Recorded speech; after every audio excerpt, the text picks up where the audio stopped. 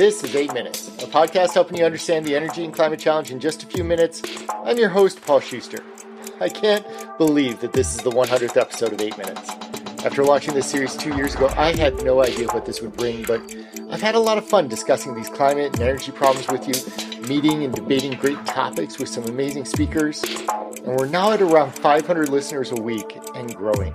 The response has been fantastic, and I hope you've had as much fun as I have as we gear up for our third season. To cap off this year's show, though, I thought I would take a step back and talk climate strategy, specifically how we should be thinking about strategy in a constantly changing environment.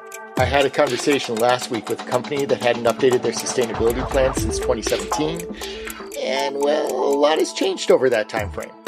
It's a bit of a self-indulgence on my part to pontificate on this, but hopefully you'll allow me an indulgence once a season or so. 8 minutes. It's how long it takes the sun's rays to hit Earth, or about how long it takes me to navigate this year's community haunted house. Nah, I'm kidding. I am a scaredy cat, and you wouldn't find me anywhere near one of those attractions around Halloween time. For the 100th time, let's get it on.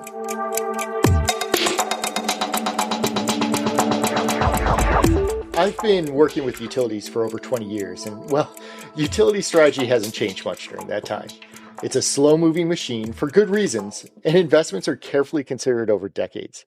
In fact, these long, deliberate considerations are literally spelled out in such strategic reports as the long-term resourcing plan used by so many utilities. And then, on the other side of the house, are a host of decarbonization industries that are moving at such speed that it seems like new advancements are coming out every other week or so. How do we marry these two? How should we be thinking about strategy when our traditional approach is slow and steady, but the world is suddenly shifting at warp speed under our feet? Regardless of whether you work within a corporation aiming for net zero, in policy adapting to changing technologies, or at a utility or some other infrastructure company, the way we think about strategy probably needs to change. Consider one small corner of the climate space, that of carbon capture, utilization, and sequestration.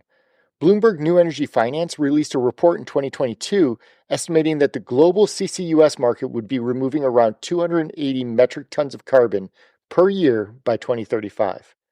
Just 1 year later, the analysts revised their prediction upward to 420 million tons per year based on an extraordinary investment spurt over the previous year. And with that, a big reduction in anticipated costs as well. The pace at which climate technologies are adapting and improving is wonderfully fast, and that has implications. For instance, policymakers often use a tool called a marginal abatement cost curve to evaluate different climate solutions. And what the MAC does is essentially compare different solutions by the marginal cost that it takes to reduce 1 ton of carbon emissions. For a CCUS facility, that cost may be north of $100 for each ton of carbon, whereas $100 could be invested into a new solar project and have almost twice as much impact on overall carbon abatement. The MAC is a powerful mechanism to help direct policy incentives towards climate activity that can have the most immediate and valuable impact. In fact, some solutions, such as energy-efficient lighting or appliances, actually have a negative cost per abatement, meaning we actually see cost savings while also reducing carbon emissions. That MAC, though, should not be a static view of the market.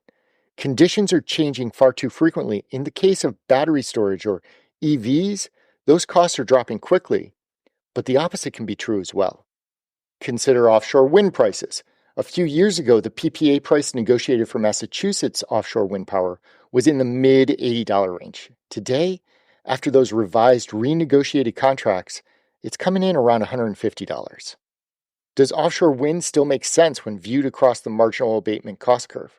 Or does flowing more money into advanced nuclear or green hydrogen or long-duration storage make more sense? Who knows? But our old way of thinking about strategy as a set-it-and-forget-it program probably doesn't work anymore. Instead, maybe we should be thinking about a more agile approach to strategy setting. Borrowing from the world of software programming, Agile development flipped the creation of new programs on its head. Instead of setting a development cycle once a year or so and handing off responsibilities to different coders, an Agile method adopted a sprint, typically as short as 2 weeks, where developers are able to modify and flex their work stream to adapt to changing market conditions or issues within their process.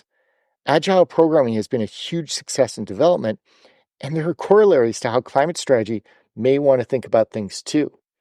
For instance, a typical review of a net zero strategy or a decarbonization roadmap may take place once every 5 years. And that playbook probably has actions to be taken around everything from building weatherization to renewable energy procurement to EV fleet investments to any host of other activities. In more ambitious circles, it may even include a capital investment into thermal energy solutions, such as replacing an industrial gas furnace with a hydrogen or electrified thermal source. That 5-year plan guides the decarbonization actions of the company, but a lot can change in 5 years. Consider offsite power purchases. The price of that power has more than doubled over the past few years. Does an offsite PPA still make sense for your company? Or would those dollars be more efficiently invested into a different development project? Or consider a company looking to invest in carbon capture technology. That's a really new and nascent market right now. How should the company be thinking about a capital investment where the costs of that technology could fluctuate both down and up a lot over the next few years? Long-term strategy plans simply don't give a lot of flexibility to decision makers on how to adapt to changing market conditions. My suggestion in getting into a more agile mindset? Well, a couple of things. First, review your strategy every 4 months. I know, that sounds brutally short, but with the pace of change, it's necessary.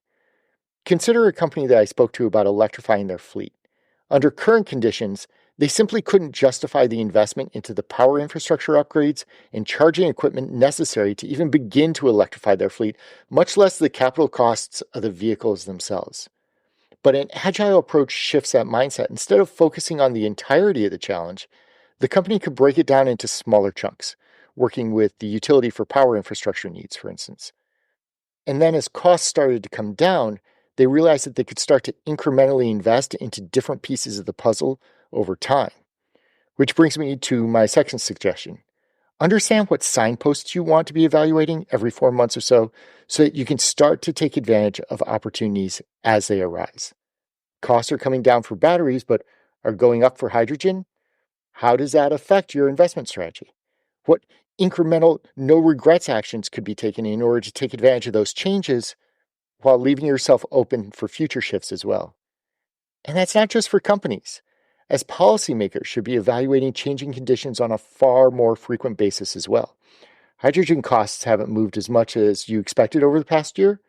How can policy or regulatory changes help to influence that market? Do you even want to anymore? Look, there's a lot going on in climate action with a lot of new, fairly untried technologies trying to grow entire industries from scratch. Not all are going to be as successful as we hope or predict right now. And organizations that set their strategy based on today's market and today's forecast are likely to be caught flat-footed when the ground shifts tomorrow. Adapting our own ways of doing things can help us keep pace with that change. I'm Paul Schuster, and this has been your 8 Minutes.